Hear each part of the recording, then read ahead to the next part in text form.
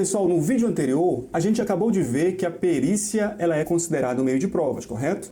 Mas agora a questão é a seguinte, e o que é prova? Então, neste vídeo aqui, a gente vai detalhar um pouquinho mais sobre esse grande tema no direito, que é o tema das provas. Pessoal, provas é um assunto típico do direito. É no direito que você vai se aprofundar neste tema. Mas aí eu pergunto para você, psicólogo, será se você precisa compreender 100% do direito? Será se você precisa dominar todos os assuntos jurídicos com profundidade? É claro que não, né?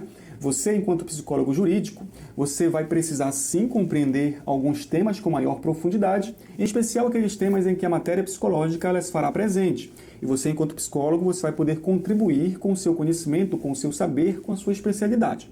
Então haverá alguns contextos, em especial o contexto civil, contexto de trabalho, contexto penal, em que a matéria psicológica ela vai integrar o objeto do processo judicial. E você vai ser convidado a conhecer com profundidade, sim, alguns institutos, para que o seu trabalho seja mais técnico e mais sólido possível. Então a missão desse vídeo é a gente tentar posicionar a perícia psicológica, que é considerada um meio de prova técnico, dentro do guarda-chuva que é provas, dentro do tema do universo de provas, tá?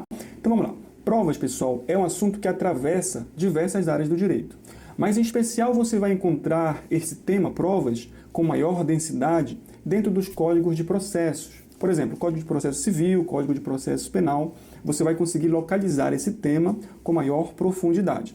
Então, por exemplo, dentro do Código de Processo Civil, a gente costuma trabalhar esse tema provas dentro do procedimento comum, ou seja, a gente passa lá pelas audiências de mediação e conciliação, depois a gente fala da audiência de saneamento, e quando a gente chega na audiência de instrução e julgamento, a gente costuma abrir um parêntese e trabalha o tema provas com maior profundidade. A gente detalha algumas informações importantes dentro da fase de instrução, da fase probatória. Então, quando a gente trata do tema provas, a doutrina ela costuma dividir esse tema em duas partes.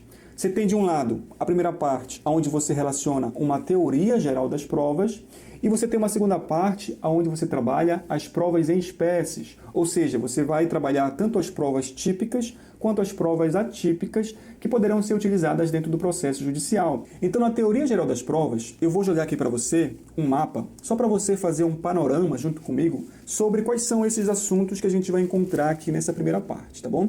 Então vamos lá. Aqui na primeira parte, pessoal, você vai encontrar alguns princípios muito importantes para você ter um entendimento sobre esse direito probatório, tá?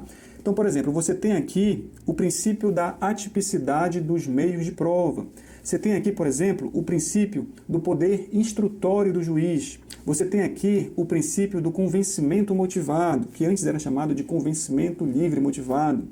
Você tem aqui o princípio da comunhão da prova, que também é chamado de princípio da aquisição processual da prova. Além disso, pessoal, você também tem alguns temas, alguns subtemas que são importantes nessa teoria geral, como, por exemplo, a questão da prova emprestada. Aqui a gente faz uma pergunta, é possível você emprestar uma prova de um outro processo? A gente responde essa pergunta aqui dentro.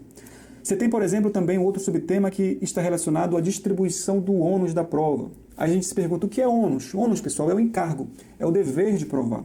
E esse dever, esse ônus, ele é de quem? Quem é que tem o dever, quem é que tem a missão, a obrigação de provar? Como é feita essa distribuição do ônus da prova? Você fala aqui nesse momento sobre a distribuição estática, você fala sobre a distribuição dinâmica, é um outro subtema importante aqui dentro dessa teoria geral. Você fala também da produção antecipada de provas, né? Os casos em que isso ocorre. Enfim, você tem aqui um conjunto de informações, pessoal, em que os operadores do direito que vão se aprofundar. Né? E quem são os operadores? Somos nós advogados, são os juízes, são os defensores, são os promotores, enfim. E aqui, pessoal, você tem um segundo bloco de informações relacionados a provas em espécies, ou seja, você tem tanto as provas consideradas típicas quanto as provas consideradas atípicas. E olha aqui, você identifica a prova pericial. Entre aqui, ó, nesse rol exemplificativo de provas, você tem aqui a prova pericial, que a gente vai detalhar com maior profundidade depois, tá bom? Então, pessoal, no direito, as partes elas vão poder fazer uso dos mais diversos meios de prova, com o intuito de tentar provar, de tentar comprovar os seus fatos alegados, os seus fatos narrados, para tentar influenciar no convencimento do juiz, que no final do processo vai dar uma sentença, vai tomar uma decisão. E aqui, pessoal, eu quero te trazer uma informação que ela é muito importante. As provas, elas vão incidir, elas vão recair sobre os fatos que foram narrados, as alegações fáticas, elas não vão incidir sobre o direito. Por quê? Porque a gente já presume que do direito o juiz entende, o juiz tem consciência do direito.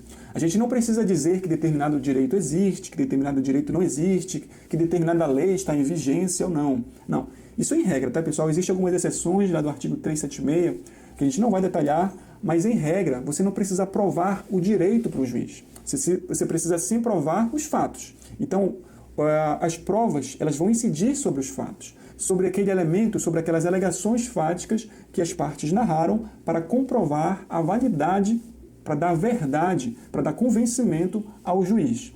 Eu vou colocar aqui para você na tela um esquema para a gente tentar compreender melhor essa questão. Então vamos imaginar aqui, pessoal, que as partes entraram em conflito, certo? As partes aqui, a parte A, e você tem aqui a parte B, entraram em conflito judicial. Ou seja, você vai ter um terceiro imparcial para julgar esse conflito.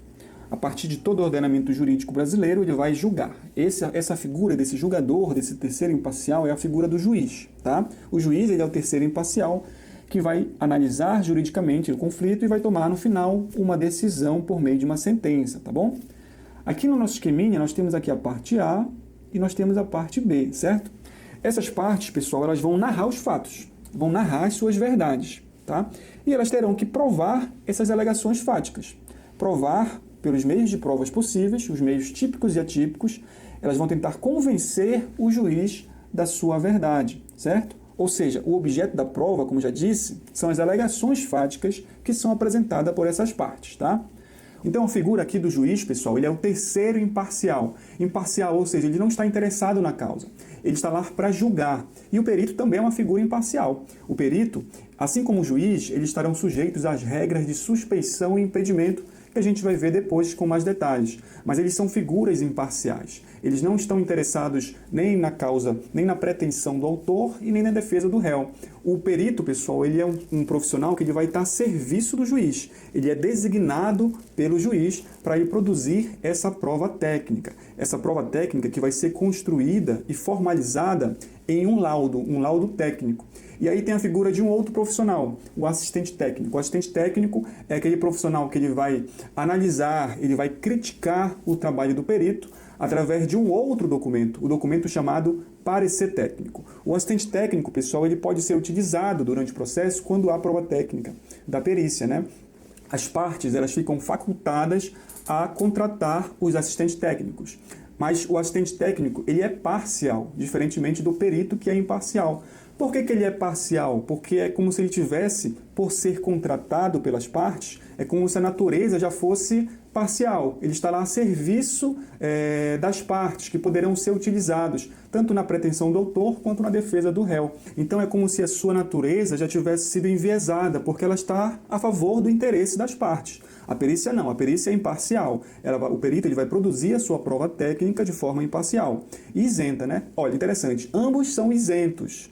Só que o assistente técnico é parcial e o perito ele é imparcial, mas ambos são isentos. Por quê? A isenção ela está ligada a uma questão de uma retidão ética. Eles têm que ser técnicos, eles têm que ser éticos, têm que utilizar o conhecimento científico. Então, ambos são profissionais isentos. Isentos no sentido de que eles não vão ser contaminados por valores pessoais, por convicções pessoais. Eles vão produzir os seus trabalhos com integridade, são isentos. Mas o perito, ele é imparcial e o assistente técnico, ele é parcial, a questão da natureza. E o perito, por ser imparcial, como eu disse, tem aquela questão dele estar sujeito às questões de suspeição e impedimento, assim como o juiz.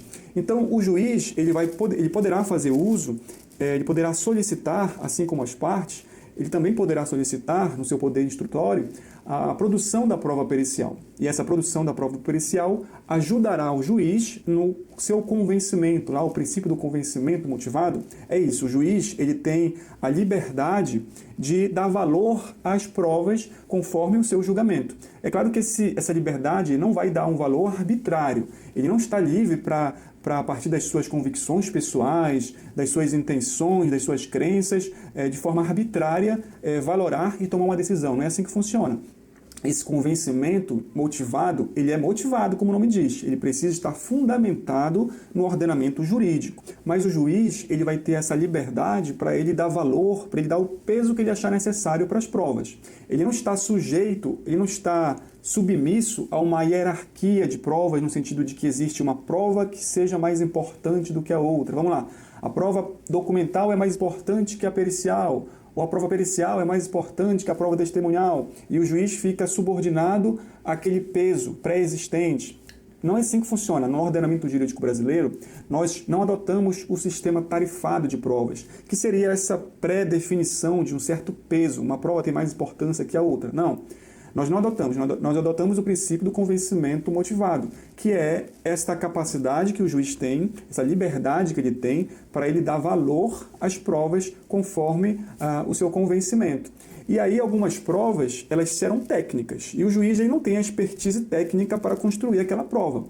Por exemplo, a matéria psicológica, o juiz ele não entende da matéria psicológica, ele não estudou isso nos seus 5 anos de faculdade, ele não entende de engenharia, ele não estudou isso na sua faculdade de Direito. Então ele precisa solicitar, designar um profissional que tenha essa especialidade para construir essa prova. Então, a prova pericial, essa prova técnica, ela é uma das espécies de provas que poderão ser admitidas no processo judicial. Você tem aí um conjunto de provas. As partes, elas poderão fazer uso de diferentes meios de provas. É o princípio da tipicidade dos meios de provas, né? Você tem é até uma questão constitucional. Se eu não me engano, no artigo 5º, inciso 56, você diz lá, no direito fundamental, que as partes poderão fazer lá no seu direito à ampla defesa e o contraditório, elas poderão fazer uso dos mais diversos meios de provas. Os meios de provas típicos e os atípicos, desde que essas provas, pessoal, não sejam ilícitas. Então você tem todo um conjunto de informações lá sobre as provas ilícitas. Essas provas, elas não poderão ser utilizadas no processo judicial. Elas têm que ser lícitas e moralmente legítimas, como diz lá o artigo, se não me engano, é o 369 lá do CPC, onde fala sobre essa questão das provas poderem ser utilizadas no processo. Então é por isso que a gente usa lá na petição aquela expressão: protesta provar o alegado por todos os meios de provas em direito admitidos. É baseado nesse princípio da tipicidade dos meios de provas, que poderiam ser utilizados tanto as provas típicas como as provas atípicas, para convencer o juiz, para dar veracidade aos fatos alegados. Então a gente pode dizer que o objetivo, a finalidade da prova seria alcançar a verdade. Mas a gente sabe, pessoal, que no direito, no processo judicial, a verdade real, ela é inalcançável.